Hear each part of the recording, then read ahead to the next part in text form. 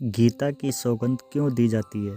जिस शक्ति के अधीन यह समस्त संसार है, मैं जब भी उसका मन में दर्शन करता हूँ, तब आपको ऐसा प्रतीत होता है कि मैं नींद में डूबा हुआ हूँ, परंतु ऐसा नहीं है।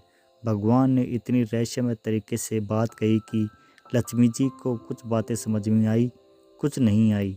उन्होंने पुनः प्रश्न किया, हे नाथ, आपके अतिरिक्त भी कोई शक्ति है जिसका ध्यान स्वयं आप करते हो? यह बात तो मुझे घोर विमर्श में डालती है। श्री हरि ने कहा, देवी, इस बात को अच्छी प्रकार से समझने के लिए आपको गीता के रहस्य समझने होंगे। आप सेवा करती हैं। गीता के आरंभ के 5 अध्यायों को मेरे 5 मुख जाने, बाघ छठे से 15वें अध्याय को मेरी 10 भुजाएं समझे, 16वां अध्याय तो मेरा उदर है जहाँ धंधा शांत होती है, अंतिम के 2 अध्यायों को मेरे चरण कमल समझिए।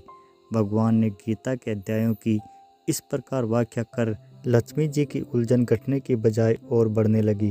भगवान ने भांप लिया कि देवी के मन में क्या चल रहा है। श्री हरि ने पुनः कहा, देवी, जो व्यक्ति गीता के एक भी अध्याय अथवा एक श्लोक का भी प्रतिदिन पाठ करता है, वह सुशर्मा की तरह सभी पापों से मुक्त हो जाता है।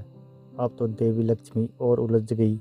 उन्होंने संयत भाव में अपनी अधीरता व्यक्त करते हुए कहा, हे नाथ, ये आपकी क्या लीला है? एक के बाद एक आप पहले ही कहते जा रहे हैं। कृपया आप मेरी जिज्ञासा शांत करें। भगवान पुनः मुस्कुराने लगे और उन्होंने लक्ष्मी देवी को सुशर्मा की कथा सुनानी शुरू की। सुशर्मा एक घोर पापी व्यक्ति था। वह हमेशा भोग विलास में डूबा रहता था। मदिरा और मांसाहार इसी में जीवन बिताता था। एक दिन सांप काटने से उसकी मृत्यु हो गई। उसे नरक में यातनाएं झेली और फिर से पृथ्वी पर एक बैल के रूप में जन्म लिया। अपने मालिक की सेवा करते करते बैल को 8 साल गुजर गए।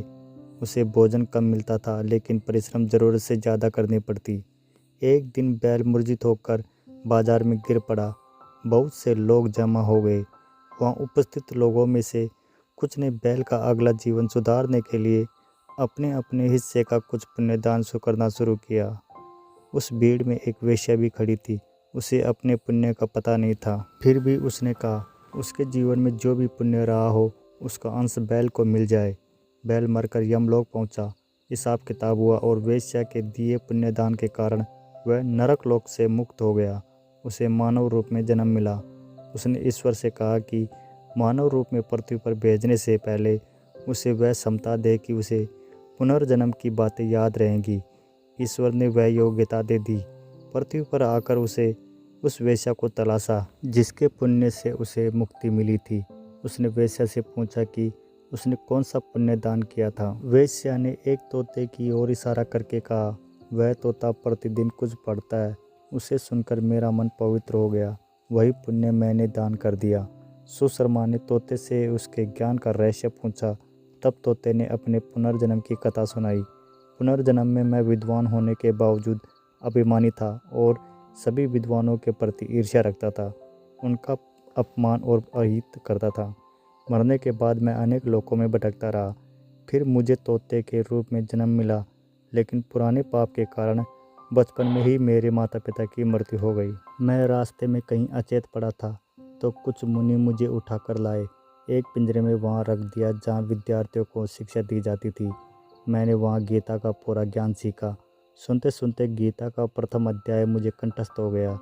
इससे पहले कि मैं अन्य अध्याय सीख पाता, एक बहेलियों ने वहाँ से चुराकर इन देवी को बेच दिया। मैं अपने स्वभाववश इनको प्रतिदिन गीता के श्लोक सुनाता रहता हूँ। वही पुण्य इन्होंने आपको दान किया और आप मानव रूप में आए। श्री हरि ने लक्ष्मी जी से कहा, देवी, जो गीता का प्रथम अध्याय पढ़ता है या सुनता है, उसे भवसागर पार करने में कोई कठिनाई नहीं होती। तो इस प्रकार भगवान ने श्रीमद्भागवत गीता के विभिन्न अध्यायों को अपने शरीर का अंग मानते हुए बताया है कि गीता में साक्षात उनका वास है।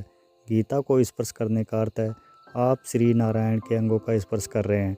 भगवान का स्पर्श करके सौगंध लेने के बाद कोई असत्य नहीं कहेगा। इसी विश्वास के साथ गीता की सौगंध दी जाती है। प्रेम से बोलो श्री नारायण भगवान की जय। हमारा ये वीडियो आपको कैसा लगा कमेंट्स करके ज़रूर बताना। अच्छा लगे तो लाइक करना, अपने दोस्त और परिवार वालों के साथ ज़रूर शेयर करना। ऐसी और धार्मिक कथा सुनने के लिए हमारे चैनल को सब्सक्राइब करना धन्यवाद।